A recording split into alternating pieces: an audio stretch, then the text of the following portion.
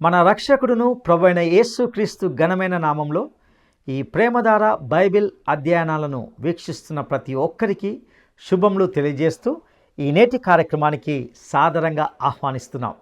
నేటి పాఠంలో మనము లేవియ కాండము 13వ అధ్యాయము 29వ వచనం నుండి 59వ వచనం వరకు ధ్యానించుకోబోతున్నాం. ఈ పాఠంలో కుష్టును గూర్చిన మరికొన్ని హెచ్చరికలను ఇందులో గమనిస్తాం. భౌతికంగా మానవుడిలో ఆయా అవయవాలకు ఈ కుష్టు సంక్రమించే విషయాలు ఇందులో చెప్పబడ్డాయి. సంఘములో పాపం అనే ఆధ్యాత్మిక కుష్టు ముఖ్యమైన అవయవాల్లోనికి ప్రవేశిస్తే అది ఎంతో ప్రమాదమనే హెచ్చరికను ఇందులో వింటాం. ఆధ్యాత్మిక కుష్టు అవయవాలను కులిపోయే విధంగా చేస్తుంది. కుష్ఠరోగము ఇతరులకు సంక్రమించే అంటురోగం.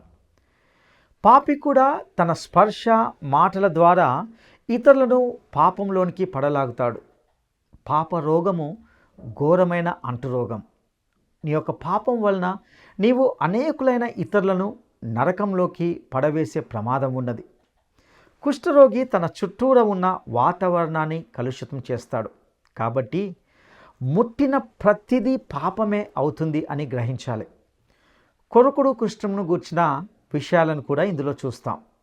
ఈ అధ్యాయంలో కుష్టు సూచన కనబడిన దుస్తులను ఏ విధంగా ఉతకవలెనో, అవసరమైతే ఏ విధంగా దహించవలెనో చెప్పబడిన హెచ్చరికలను గూర్చి వింటాం. ఇక ఈ పాఠంలోని లోతైన ఆధ్యాత్మిక సత్యాలను వినడానికి మనము సిద్ధపడదామా? సోదరీ సోదరులారా, గత పాఠంలో లేవీ కాండం 13వ అధ్యాయం మనకెన్నో సత్యాలను బయలుపరిచింది. ఇప్పుడు 29వ వచనం నుండి వినండి.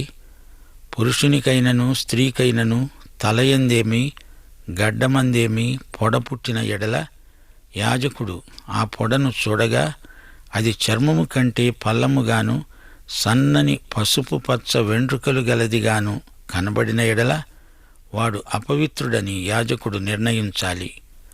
అది బొబ్బ, తలమీద గాని గడ్డము మీద గాని పుట్టిన కుష్టు. కుష్టు పొడలు బొబ్బలు శరీరంలో మర్మస్థలాలలో కూడా కనిపించవచ్చు.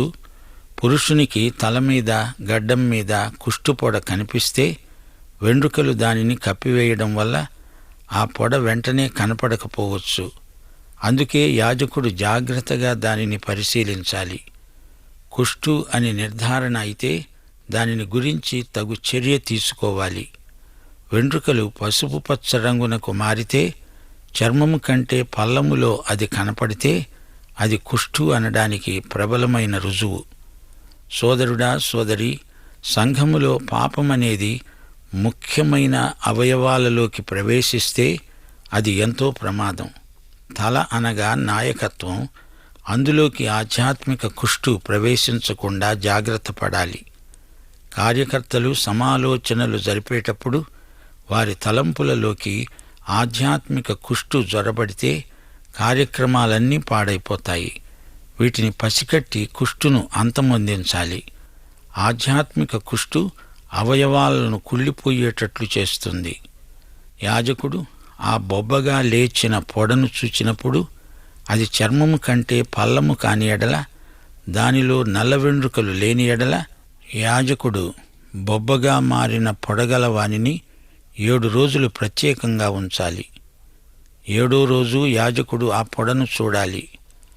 ఆ బొబ్బ వ్యాపించకుండా ఉంటే, దానిలో పసుపు పచ్చ వెంట్రుకలు లేకుండా ఉంటే, చర్మము కంటే అది పల్లము కాని ఎడల వాడు క్షౌరము చేసుకోవాలి గాని ఆ బొబ్బను క్షౌరం చేసుకోకూడదు. యాజకుడు బొబ్బగల వానిని మరి 7 రోజులు ప్రత్యేకంగా ఉంచాలి. 7వ రోజు యాజకుడు ఆ బొబ్బను చూడగా అది చర్మమందు వ్యాపించకుండా చర్మము కంటే పల్లముగా ఉండిన ఎడల యాజకుడు వాడు పవిత్రుడని నిర్ణయించాలి. వాడు తన బట్టలు ఉతుక్కొని పవిత్రుడవుతాడు. వాడు పవిత్రుడని నిర్ణయించిన తరువాత బొబ్బ విస్తారముగా వ్యాపిస్తే యాజకుడు వానిని చూడాలి, అనగా పరీక్షించాలి.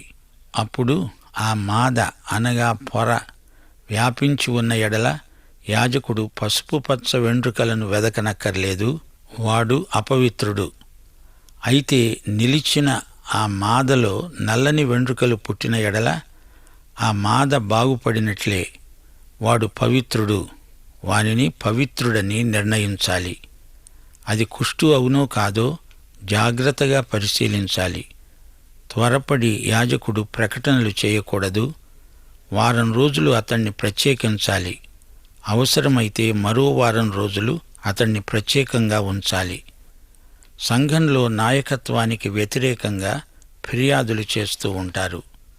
పై విచారణకర్తలు ఎంతో జాగ్రత్తగా వాటిని అతి సున్నితంగా పరిశీలించాలి, పరిష్కరించాలి. అంతిమ ప్రకటనకు ముందు ఫిర్యాదులను క్షుణ్ణంగా పరిశీలించి నిజానిజాలు తెలుసుకోవాలి. బొబ్బలను పొడలను యాజకుడు బహు నైపుణ్యంతో పరిశీలిస్తాడు. బొబ్బ వ్యాపిస్తే ఇంకా ఆ వ్యక్తి అపవిత్రుడే.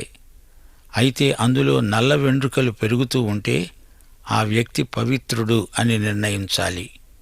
పురుషుని దేహపు చర్మమందేమి, స్త్రీ దేహపు చర్మమందేమి నిగనిగలాడే మచ్చలు అనగా తెల్లని మచ్చలు పుట్టిన ఎడల యాజకుడు ఆ వ్యక్తిని పరిశీలించాలి.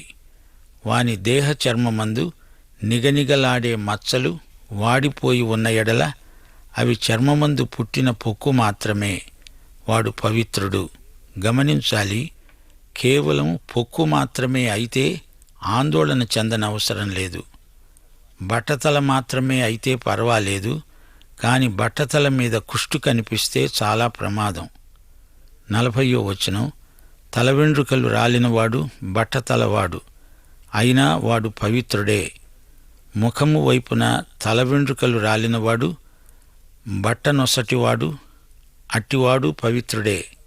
అయినా బట్టతల యందే కాని బట్ట నొసటి యందే కాని ఎర్రగా ఉండే తెల్లని పొడ పుట్టిన ఎడల అది వాని బట్టతల యందైనా బట్ట నొసటి యందైనా పుట్టిన కుష్టు.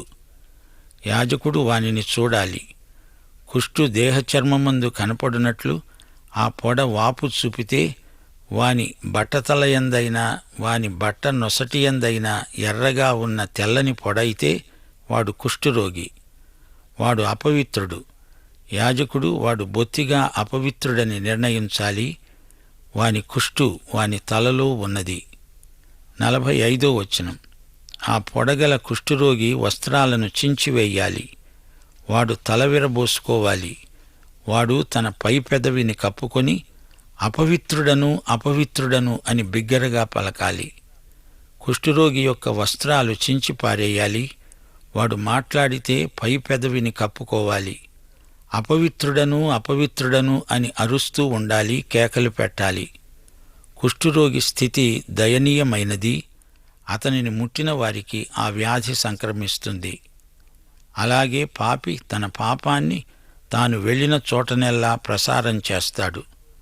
పాపరోగం అంటురోగం కంటే ఘోరం. పాపి తన స్పర్శ ద్వారా, మాటల ద్వారా ఇతరులను పాపంలోకి పడలాగుతాడు. ఓ తండ్రి, నీవు నీ కుటుంబానికి యజమానుడవా? అవును.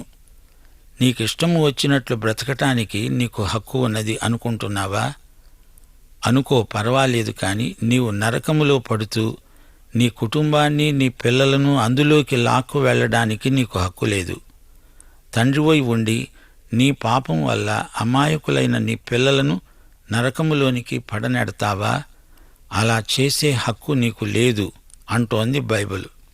కుష్ఠురోగి తన చుట్టూరా ఉన్న వాతావరణాన్ని కలుషితం చేస్తాడు.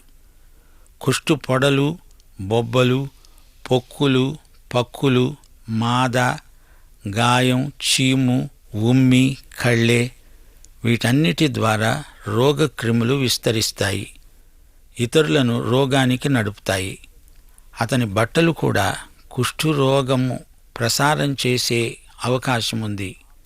అందుచేత పాపము ముట్టిన ప్రతిదీ పాపమే అవుతుంది అని గ్రహించాలి. 46వ వచనం, ఆ పొడ వానికి కలిగిన దినములన్నీ వాడు అపవిత్రుడై ఉంటాడు. వాడు అపవిత్రుడు గనుక ప్రత్యేకంగానే నివసించాలి. కొందరు పాపులు అనుకోవచ్చు, నాకేమీ పర్వాలేదు, నరకంలో మా వాళ్ళు బోలెడంతమంది ఉన్నారు, మాకు పెద్ద బలగమే ఉంది. ఈ విధంగా అనుకోవడం ఆత్మవంచనే. నరకంలో సహవాసం ఉండదు. కుష్ఠురోగులు ఎవరికి వారే. కుష్టు పొడ ఉన్నవారికి ఎవరి పొడా గిట్టదు. ఎవరి పొడా గిట్టని క్రైస్తవులు ఆధ్యాత్మిక కుష్ఠురోగులు. కుష్ఠురోగి ఏకాకి, నాకు నేనే, నేనే అనుకునే కపట భక్తుల విషయమై జాగ్రత్త. 47వ వచనం, కుష్టు పొడ వస్త్రమందు కనపడినప్పుడు అది గొర్రె వెంట్రుకల బట్టల యందేమి, నార బట్టల యందేమి, నారతో గాని వెంట్రుకలతో గాని నేసిన పడుగునందే కాని పేకయందు తోలునందు తోలుతో చేయబడిన ఏ ఒక్క వస్తువునందు పుట్టితే ఆ పొడ ఆ వస్తువులలో పచ్చదాళ్లుగా లేక ఎర్రదాళ్లుగా కనపడితే అది కుష్టు పొడ. యాజకునికి అది కనపరచాలి. యాజకుడు ఆ పొడను చూచి పొడగల వాటిని 7 దినాలు ప్రత్యేకంగా ఉంచాలి. 7వ రోజు అతడు ఆ పొడను పరిశీలించాలి. అప్పుడు ఆ వస్త్రమందు అనగా పడుగునందే కాని పేకయందే కాని తోలునందే కాని తోలు వస్తువులందే కాని ఆ పొడ వ్యాపిస్తే అది కొరుకుడు కుష్టు, అది అపవిత్రం. కావున అతడు ఆ పొడ దేనిలో ఉన్నదో ఆ వస్త్రమును నారతోనేమి వెంట్రుకలతోనేమి చేసిన పడుగును పేకను తోలుతో చేసిన ప్రతి వస్తువును అగ్నితో కాల్చివేయాలి. అది కురుకుడు కుష్టు. అగ్నితో దానిని దహించివేయవలసిందే. అయితే యాజకుడు చూచినప్పుడు ఆ పొడ వస్త్రమందు అనగా పడుగునందు గాని పేకయందు కాని తోలుతో చేసిన మరి దేనియందేమి వ్యాపింపకపోయిన ఎడల యాజకుడు ఆ పొడగల దానిని ఉతుకనాజ్ఞాపించి మరి 7 రోజులు దానిని విడిగా ఉంచాలి. ఆ పొడగల దానిని ఉతికిన తరువాత యాజకుడు దానిని చూడాలి. ఆ పొడ మారకపోయినా వ్యాపించకపోయినా అది అపవిత్రం. అగ్నిలో దానిని కాల్చివేయాలి. అది లోవైపున గాని పైవైపున గాని పుట్టినా కొరుకుడు కుష్టుగానే ఉంటుంది. యాజకుడు దానిని చూచినప్పుడు వస్త్రమును ఉతికిన తరువాత ఆ పొడ వాడిపోయి ఉంటే అది ఆ వస్త్రములో ఉన్నప్పటికీ లేదా తోలులో ఉన్నా పడుగులో ఉన్నా పేకలో ఉన్నా యాజకుడు వాటిని చించి పారేయాలి. అటు తరువాత అది ఆ వస్త్రమునందే కాని పడుగునందే కాని పేకయందే కాని తోలుతో చేసిన దేనియందే కాని కనపడిన ఎడల అది కొరుకుడు కుష్టు. ఆ పొడ దేనిలో ఉన్నదో దానిని అగ్నితో కాల్చివేయాలి. ఏ వస్త్రమునే గాని పడుగునే గాని పేకనే గాని తోలుతో చేసిన దేనినే కాని ఉతికిన తరువాత ఆ పొడ వదిలిన ఎడల 2వ మారు దానిని ఉతకాలి. అప్పుడది పవిత్రమవుతుంది. బొచ్చు బట్టయందే కాని నారబట్టయందే కాని పడుగునందే కాని పేకనందే కాని తోలు వస్తువుల యందే కాని ఉన్న కుష్టు పొడను గూర్చి అది పవిత్రమని అపవిత్రమని నీవు నిర్ణయింపవలసిన విధానము ఇదే. సోదరీ సోదరులారా, దీనితో ఈ అధ్యాయం ముగిసింది. ఈ చివరి మాటలు కుష్టు సూచనలు కనపడిన దుస్తులను ఏ విధంగా ఉతకాలో, అవసరమైతే వాటిని ఎలా దహించి వెయ్యాలో చెప్పబడిన హెచ్చరికలు. ఆ వస్త్రము ఎంత ఖరీదైనదైనా కుష్టు కనపడితే దానిని కాల్చివేయాల్సిందే. చౌక దుస్తులైనా విలువగల వస్త్రాలైనా కుష్టు కనపడింది అంటే దానిని చించి పారవేయవలసిందే. దీనిలో మనము నేర్చుకోవలసిన గొప్ప పాఠం ఒకటి ఉంది. మానవుల స్వనీతి మురికి బట్టలతో సమానం.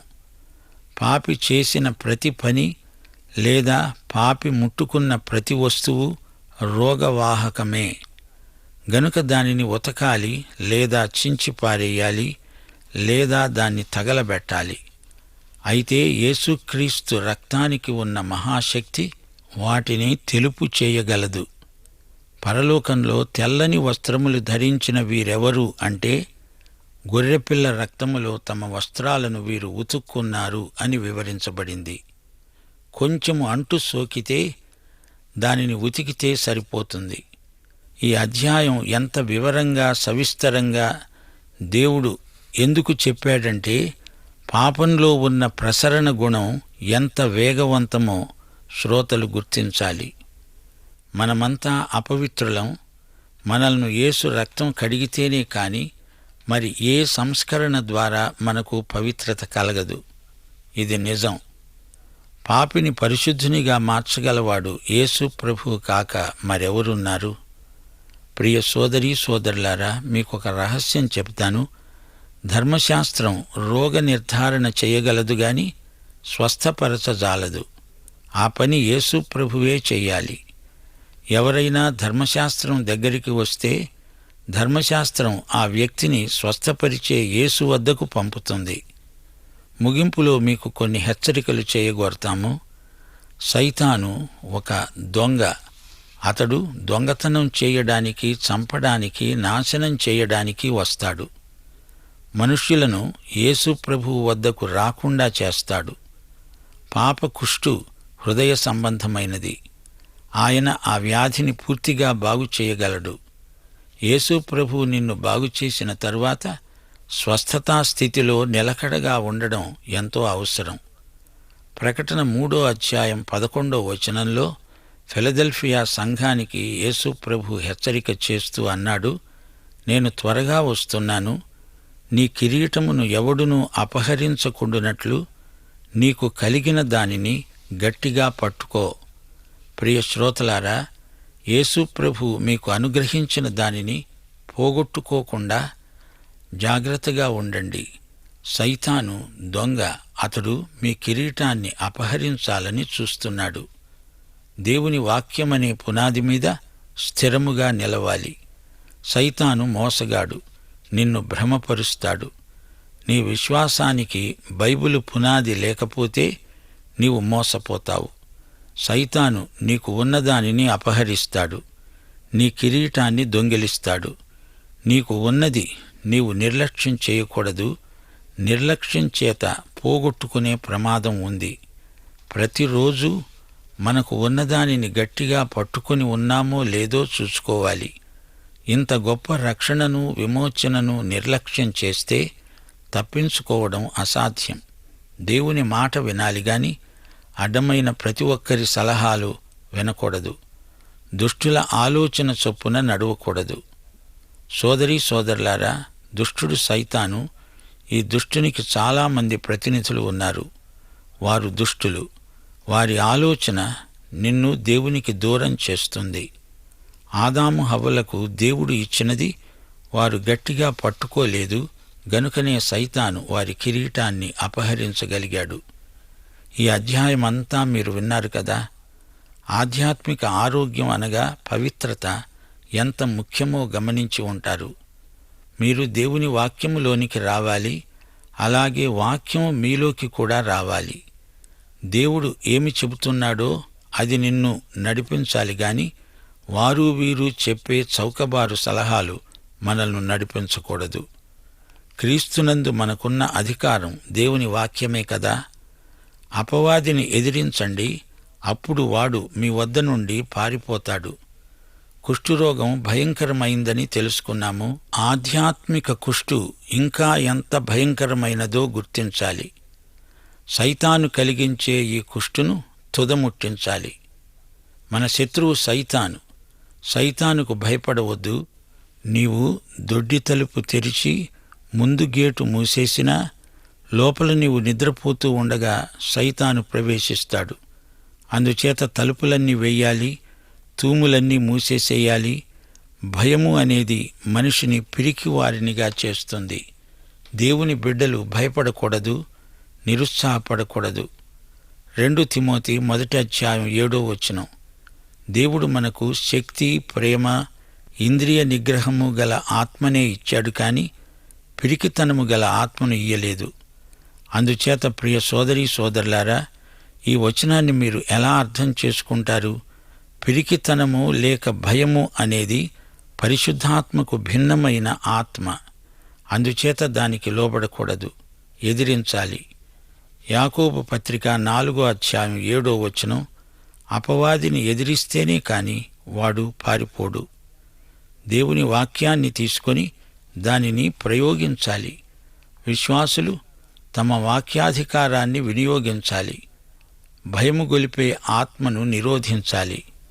సోదరీ సోదరులారా, పరిశుద్ధాత్మ మనల్ని నడిపించినప్పుడు మనకు ధైర్యం కలుగుతుంది. దేవుని వాక్యం ఆత్మ ఖడ్గమై విజయం ప్రసాదిస్తుంది. మన శరీరం, మన జీవం, మన ఆత్మ, ఈ మూడు దేవుని వాక్యము చేత ప్రభావితమైనప్పుడు విజయం మనదే. ఆధ్యాత్మిక కుష్టు నశించాలి. దేవుని పవిత్రత నిత్యమూ వర్ధిల్లాలి. పాఠం ఇంతటితో సమాప్తం. ప్రార్థన చేసుకుందాం. పరిశుద్ధుడవైన మా దేవా, నీవు మాకు క్రీస్తునందు అనుగ్రహించిన పవిత్రతను మేము కాపాడుకొని కొనసాగించుకొనుటకు మీ సహాయము దయచేయమని, మేము విజయము సాధించడానికి మీ విజయాన్ని మేము స్వీకరించున్నట్లు మీరు మమ్మలను నడిపించవలనని మా శ్రోతలందరినీ దీవించమని యేసు నామమున ప్రార్థన చేస్తున్నాము తండ్రి. ఆమేన్. ప్రియులారా, ఇంతవరకు మనము ఈ పాఠంలో కుష్టును గూర్చిన హెచ్చరికలను వింటూ వచ్చాం. భౌతికంగా మానవునిలో ఆయా అవయవాలకు అది సంక్రమించే విషయాలు ఇందులో చెప్పబడ్డాయి. కుష్టు పాపంతో పోల్చబడిందని వింటూ వస్తున్నాం. సంఘంలో పాపమనే ఆధ్యాత్మిక కుష్టు ముఖ్యమైన అవయవాల్లోనికి ప్రవేశిస్తే అది ఎంత ప్రమాదకరమో విన్నాం. అదేవిధంగా కుష్ఠరోగము ఇతరులకు సంక్రమించే అంటురోగమని విన్నాం. పాపి కూడా తన స్పర్శ ద్వారా, మాటల ద్వారా ఇతరులను పాపంలోనికి పడలాగుతాడు. పాపరోగము ఘోరమైన అంటురోగం. కుష్ఠరోగి తన చుట్టూరా ఉన్న వాతావరణాన్ని కలుషితం చేస్తాడు. కాబట్టి ముట్టిన ప్రతిదీ పాపమే అవుతుంది అని తెలుసుకున్నాం. మానవుల స్వనీతి మురికి గుడ్డలతో సమానమని విన్నాం. పాపి చేసే ప్రతి పని లేదా ముట్టుకున్న ప్రతి వస్తువు రోగవాహకమే గనుక దానిని ఉతకాలి, లేదా చించివేయాలి, లేదా కాల్చివేయాలి. అయితే ప్రియ సహోదర సహోదరి, యేసు రక్తము ప్రతి పాపము నుండి మనలను కడిగి పవిత్రపరుస్తుంది. పాపిని పరిశుద్ధునిగా మార్చగలిగిన వాడు యేసు ప్రభువు మాత్రమే. ధర్మశాస్త్రము రోగ నిర్ధారణ మాత్రమే చేయగలదు, కానీ స్వస్థపరచజాలదు. ఆ పని యేసు ప్రభువు మాత్రమే చేస్తాడు. పాపకుష్టు హృదయ సంబంధమైనది. యేసు మాత్రమే దానిని బాగు చేస్తాడు. యేసు మాత్రమే దానిని బాగు చేస్తాడు. భౌతిక కుష్టు కంటే ఆధ్యాత్మిక కుష్టు ఎంతో భయంకరమైనది. దానిని మనము తుదముట్టించాలి. అట్టి కృప దేవుడు మీకు దయచేయునుగాక. దైవాశీస్సులు.